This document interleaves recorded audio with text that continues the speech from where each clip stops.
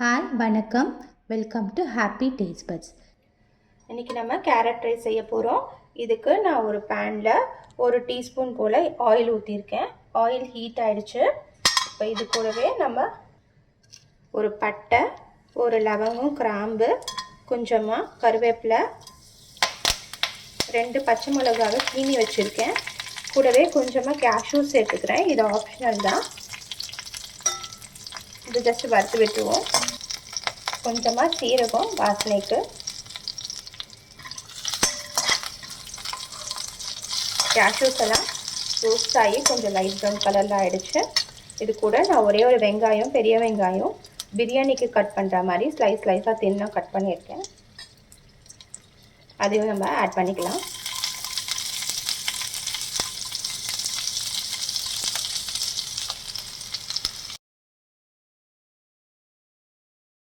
வெங்காயம் ஓரளவுக்கு வதங்கிடுச்சு.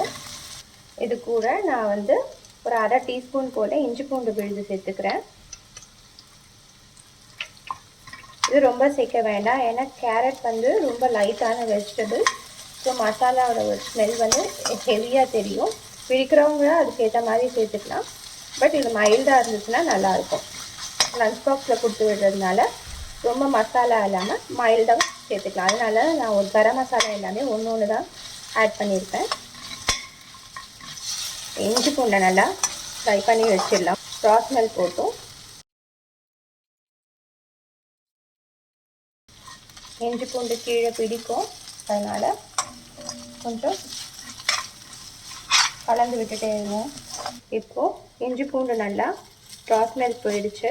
அது கூட நான் 1 கப்பு கேரட் நல்லா கிரேட் பண்ணி வச்சுருக்கேன். இது 2 கேரட்டு இதை நல்லா துருவி வச்சுருக்கேன். இப்போ இதையும் ஆட் பண்ணிக்கலாம்.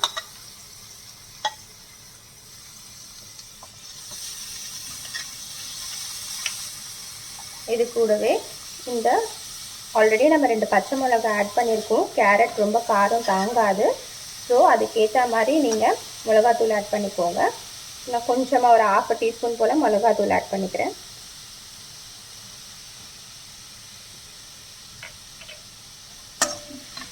இது நம்ம கிரேட் பண்ணி வதக்கிறதுனால சீக்கிரமே வெந்துடும்.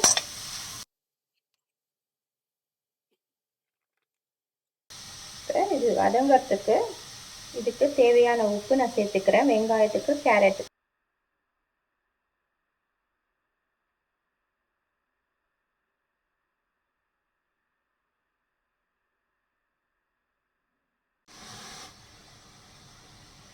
இதுக்கு லேசாக தண்ணி தெளித்து நம்ம வேக வச்சுப்போம்.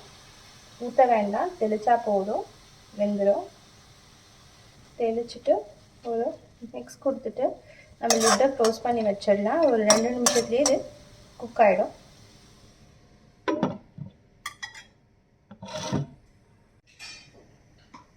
இப்போ ஓப்பன் பண்ணி பார்க்கலாம். கேரட் பார்த்தீங்கன்னா நல்லா வெந்துருச்சு. ஸோ நான் ஆல்ரெடி 1 கப்பு ரைஸ் வேக வச்சு எடுத்து வச்சுருக்கேன். நான் இன்றைக்கி பச்சரிசி தான் யூஸ் பண்ணியிருக்கேன். பாஸ்மதி ரைஸும் இதுக்கு யூஸ் பண்ணலாம். பிரியாணி மாதிரி ஒரு நல்ல ஃப்ளேவர் கிடைக்கும். நம்ம இதை ஆட் பண்ணி மிக்ஸ் பண்ணிடலாம்.